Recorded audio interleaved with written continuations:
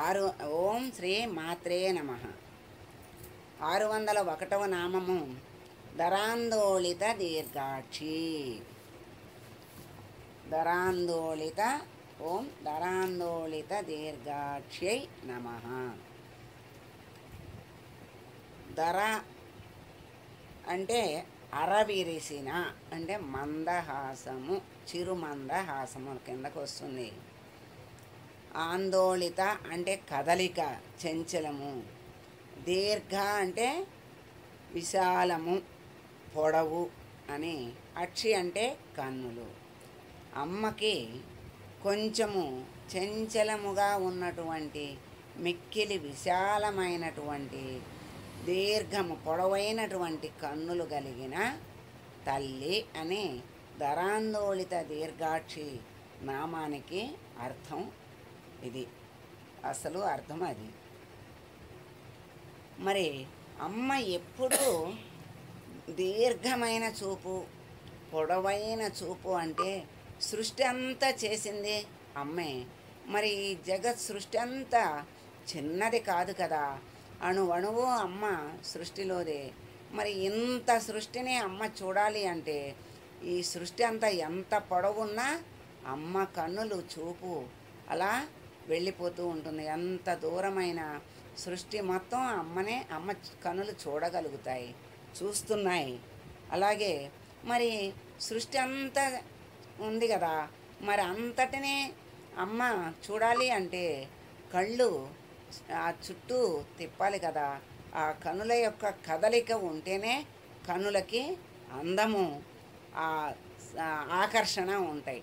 కళ్ళు కదలకుండా ఉండిపోయినా ఆకర్షణ, అందము అనేది ఉండదు.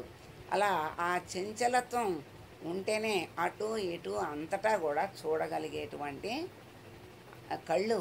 అమ్మ కళ్ళతో సృష్టి మొత్తాన్ని చక్కగా నిదానంగా ఆ కనుల యొక్క కదలికతో సృష్టి అంతా కూడా చూస్తోంది. సృష్టిలో ఎక్కడ ఎవరున్నా అమ్మ దృష్టి నుంచి తప్పించుకోలేరు. అమ్మ దృష్టి అందరి మీద, సృష్టి అంతటి మీద ఉంటుంది. కాకపోతే సృష్టిలో ఉన్నటువంటి జీవుల దృష్టి అమ్మ వంక చూడదు. అందరి దృష్టి అమ్మ వంక ఉండదు. అమ్మ ఉన్నది అనే దృష్టే, భావమే ఉండదు. అటువంటి వాళ్ళ మీద కూడా అమ్మ దృష్టి ఉంటుంది. వాళ్ళు ఎప్పుడు నన్ను చూస్తారా, నా చూపు వాళ్ళ మీద ఎప్పుడు పడుతుందా అంటే, చూడటం అంటే కళ్ళు ఒకరికొకరు చూస్తేనే, కళ్ళు కలిస్తేనే, ఆ ఒకరి చూపులు ఒకరు కలిస్తేనే ఒకరిని ఒకరు చూసుకున్నట్టు. ఒక్కళ్ళే ఒక మనిషిని చూసినప్పుడు ఆ చూపు వాళ్ళకి మనల్ని చూస్తున్నారు అని వీళ్ళకి తెలియదు. అప్పుడు ఒకరినొకరు, ఒకరి దృష్టి ఒకళ్ళ మీద పడినట్లు కాదు. అందుకని మన దృష్టి కూడా, జీవుల యొక్క దృష్టి కూడా అమ్మ మీద పడినప్పుడు అమ్మ దృష్టిలో ఉన్నటువంటి కరుణ రసం చక్కగా మన మీద కురిపిస్తుంది, దయ కురిపిస్తుంది, అనుగ్రహాన్ని ఇస్తుంది. అమ్మ మన మీద ఎంతో ప్రేమని కురిపిస్తుంది. ఆ ప్రేమని, దయని, కరుణని అందుకోవాలంటే అమ్మ వంక ఒక్కసారి కళ్ళెత్తి చూడగలిగితే ఆ జన్మ ధన్యము. సుదినము ఆ రోజే వాళ్ళ యొక్క జన్మ ధన్యమవుతుంది.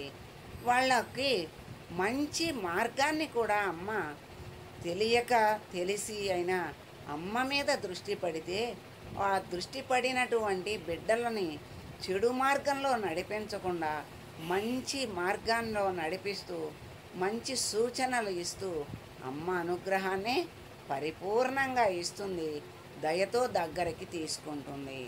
అటువంటి అమ్మ చూపుల్ని మనము చూడటమే, అమ్మని చూడటమే మన భాగ్యము, మన సౌభాగ్యము. అట్లా అమ్మ చూపులు మన మీద ఉన్న అమ్మని చూడలేనటువంటి దౌర్భాగ్య స్థితి ఎవరికీ రాకూడదు.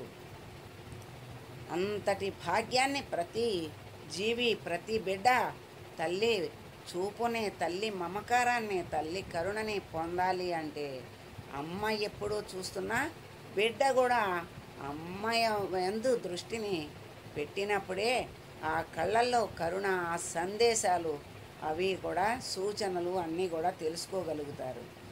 మరి అమ్మా, నీకు నేను దూరంగా ఉన్నాను, నా మీద నీ దృష్టి నీ అనంతమైన సృష్టిలో నేనెక్కడో అణువులో అణువుగా ఎక్కడో ఉన్నాను కదమ్మా, మరి నా మీద నీ దృష్టి చూపవా, నీ చూపు నన్ను అనుగ్రహించవా నీ చూపుతో అని బిడ్డ అడిగితే, అయ్యో బిడ్డ, నేను ఎప్పటి నుంచో నిన్ను చూస్తూనే ఉన్నాను, నువ్వే కన్నెత్తి నన్ను చూడలేదు ఇప్పటిదాకా, ఇప్పుడే నువ్వు చూడటానికి ప్రయత్నిస్తూ అడుగుతున్నావు, నా చూపు నీ మీదే ఉంది తండ్రి బిడ్డ అని తల్లి అంటుంది.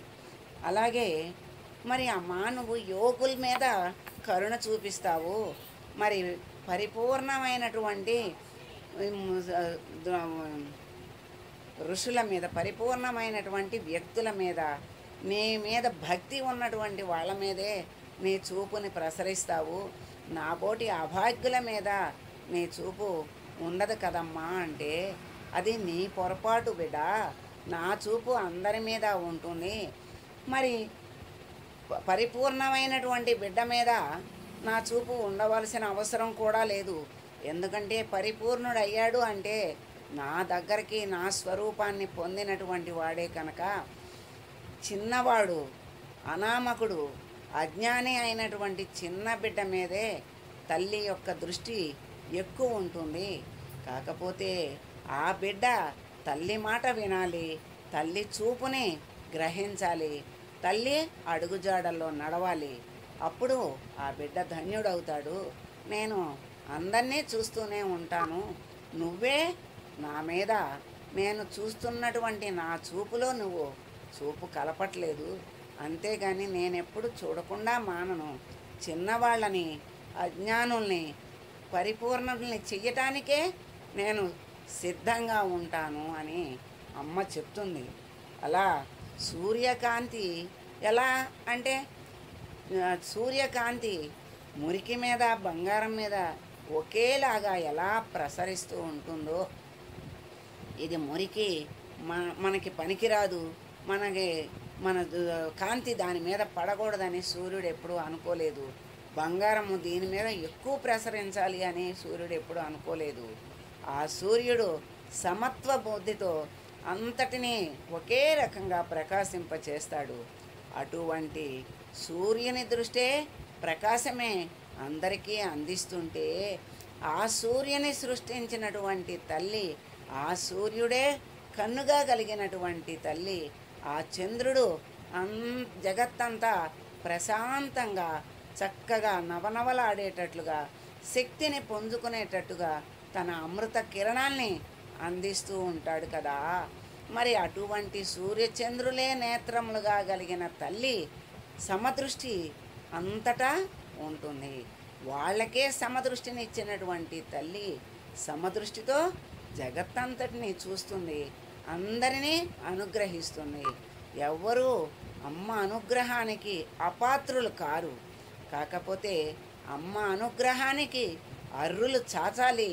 మనమే అమ్మ అనుగ్రహానికి మరి అమ్మని చూడాలి. అమ్మని చూస్తే చాలు, అమ్మ అంటే చాలు, అమ్మ అనుగ్రహం మన మీద చక్కగా పరిపూర్ణంగా ప్రసరింపజేసి ఈ బిడ్డల్ని అడుగున అజ్ఞానంలో ఉన్నటువంటి తన బిడ్డలందరినీ కూడా సర్వశక్తిమంతులుగా చక్కగా శుద్ధిగా పవిత్రులుగా చేసి పరిపూర్ణమైనటువంటి మోక్షస్థితికి అర్హులుగా చేస్తుంది, మోక్షస్థితిని ఇస్తుంది. అటువంటి తల్లి ధరాందోళిత దీర్ఘాక్షి. ఆ ధరాందోళిత దీర్ఘాక్షి అయినటువంటి తల్లి యొక్క అనుగ్రహాన్ని మనము పొందుదాము.